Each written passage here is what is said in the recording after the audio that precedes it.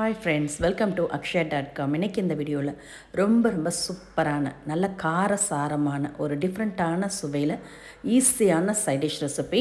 காய்கறிலாம் எதுவும் இல்லாத டைமில் சட்டுன்னு சுலபமாக ஒரு 10 நிமிஷத்துக்குள்ளேயே செஞ்சிடலாங்க. இது சப்பாத்தி பூரியோட சூப்பராக இருக்கும். சாதம் தோசை கூட பக்காவான காம்பினேஷனாக இருக்குங்க. கண்டிப்பாக இந்த மாதிரி ஒரு முறை ட்ரை பண்ணி பாருங்கள். கடைசி சொட்டு வரைக்கும் ஊற்றி குடிப்பாங்க. இப்போ இதை செய்யறதுக்கு மண் சட்டி எடுத்திருக்கேன். அதில் 1 கப் அளவுக்கு அதிக புளிப்பில்லாத தயிராக சேர்த்துக்கங்க. தயிரை நல்லா ஒரு முறை அடிச்சுட்டு சேர்த்துக்கங்க. 1 கப் அளவுக்கு 200 ml தயிர் சேர்த்துருக்கேன். அதில் சின்ன வெங்காயம் ஒரு 300 கிராம் அளவுக்கு உரிச்சிட்டு சேர்த்துக்கங்க. முழுசாகவே சேர்த்துக்கலாம். கூடவே 2 பச்சை மிளகா கீரி சேர்த்துக்கங்க. சேர்த்துட்டு இதோட 1 டேபிள் ஸ்பூன் மிளகாய்த்தூள், கூடவே அரை டீஸ்பூன் அளவுக்கு கரம் மசாலா பொடி, தேவையான அளவு உப்பு. நான் ஒரு அரை டீஸ்பூன் அளவுக்கு உப்பு சேர்த்துருக்கேன். உங்கள் தேவைக்கேற்ப சேர்த்துங்க. சேர்த்து எல்லாத்தையும் நல்லா தயிரில் முழுகிற அளவுக்கு கலந்துக்கங்க.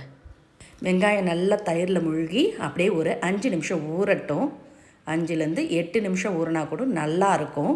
இப்போ இவங்களை அப்படியே பிளேட் போட்டு மூடி வச்சிடலாம், ஊறட்டும். இவங்களை தாளிக்கிறதுக்கு இன்னொரு மண் சட்டியை சூடு பண்ணியிருக்கேன். அதில் 2 டேபிள் ஸ்பூன் அளவுக்கு நல்லெண்ணெய் ஊற்றிக்கங்க. நல்லெண்ணெய்க்கு பதிலாக நீங்கள் கடலெண்ணெய் கூட சேர்த்துக்கலாம். எண்ணெய் சூடானதும் அரை டீஸ்பூன் ஜீரகம், 1 டீஸ்பூன் சோம்பு, அரை டீஸ்பூன் கடுகு எல்லாம் சேர்ந்து நல்லா பொரிஞ்சு வரட்டும்.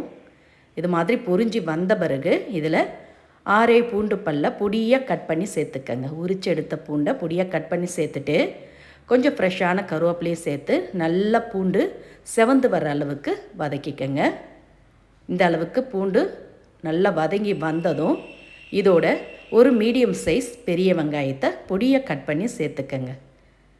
சேர்த்துட்டு கூடவே 1 டீஸ்பூன் அளவுக்கு இஞ்சி விழுது இருந்தால் சேர்த்துக்கங்க. சேர்த்து நல்லா கலந்துக்கங்க. கலந்து வெங்காயம் இஞ்சி விழுது சேர்த்துருக்கோம், அதோட பச்சை வாசனை போகிற அளவுக்கு நல்லா கண்ணாடி பதத்துக்கு வெங்காயத்தை வதக்கிக்கங்க. இந்த அளவுக்கு நல்லா வதங்க பார்த்து இதில் 1/4 டீஸ்பூன் அளவுக்கு மஞ்சத்தூளும் சேர்த்து கலந்துக்கங்க.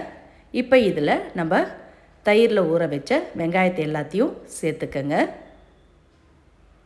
மசாலாலாம் சேர்த்து வெங்காயத்தை நல்லா தயிரில் கலந்து ஊற வச்சோம். இப்போ அந்த மசாலாவோடையே சேர்த்து நல்லா கலந்துக்கலாம். இது மாதிரி நல்லா கலந்துக்கங்க. இந்த டைமில் உப்பு இருக்கான்னு ஒரு முறை செக் பண்ணிக்கங்க. உப்பு கம்மியாக இருந்ததுன்னா கொஞ்சம் சேர்த்து கூட நீங்கள் கலந்து விட்டுடலாம். இப்போ அடுப்பை மீடியமாக வச்சுட்டு இவங்களை அப்படியே ஒரு பிளேட் போட்டு மூடிடுங்க.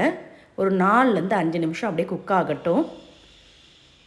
5 நிமிஷம் ஆன பிறகு திறந்து பார்த்துக்கலாம். பாருங்கள், நல்ல மணக்க சுவையான கிரேவி ரெடியாக எடுத்துங்க.